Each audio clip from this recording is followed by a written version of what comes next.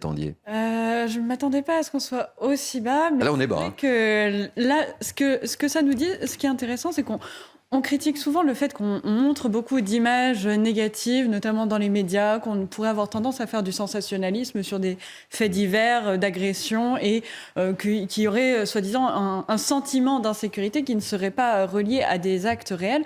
Or, les touristes, quand ils viennent à Paris, ce ne sont pas eux qui regardent les chaînes d'infos en continu dans une langue étrangère, donc ils ne savent pas forcément ce qui est renvoyé comme image. Ce qu'ils ont, c'est leur perception réelle, c'est-à-dire quand ils se promènent dans les rues, qu'est-ce qu'ils vivent. Et donc, ça nous dit peut-être encore plus, ça nous confirme que derrière, ce n'est pas juste une perception des Français qui serait accentuée par les réseaux sociaux ou autres, mais c'est réellement quelque chose qui se sent au jour le jour dans la rue et qui doit donc être pris en compte, parce qu'on ne peut pas avoir un pays qui se veut, qui va accueillir les Jeux Olympiques dans 2 ans, et qui est aujourd'hui... Très bonne publicité, juste avant les JO. Et qui aujourd'hui est aussi bas dans les listes en termes de sécurité. C'est complètement affolant. On va être la vitrine, Paris va être la vitrine de la France à cette occasion-là, et on va être aussi incapable d'assurer la sécurité de milliers, voire de millions de personnes qui vont affluer pour ces cérémonies. Non, ça me paraît complètement aberrant.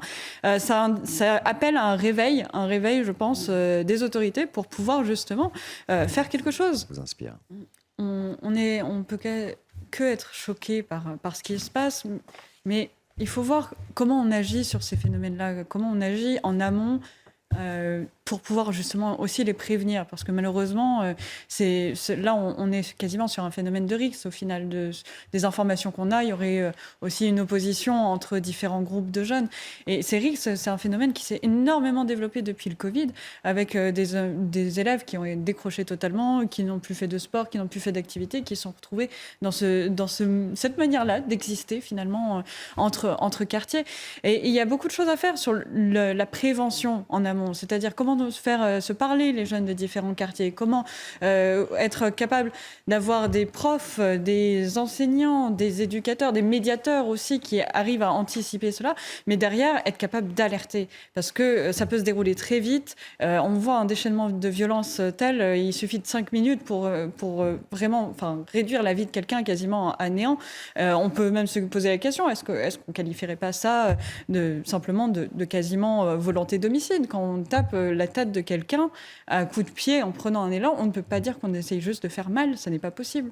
Je dirais, il y a encore un autre niveau d'analyse à avoir, c'est qu'on a aussi une instrumentalisation politique par certaines associations, comme ça a été le cas sur des installations de migrants dans des parcs pour provoquer de la part des services publics, exiger des logements, toujours exiger, mais on a une prise en otage au final, une prise en otage d'un quartier par des associations qui ont un but derrière, qui est un but politique, hein, ne le nions pas, ce n'est pas juste une installation. Ils sont financés par l'État. Qui est parfois financé par l'État, souvent aussi.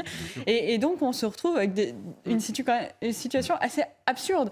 Et derrière, il ne faut pas le minimiser, parce que ce n'est pas juste des migrants qui sont en absence de solution et qui se retrouvent là.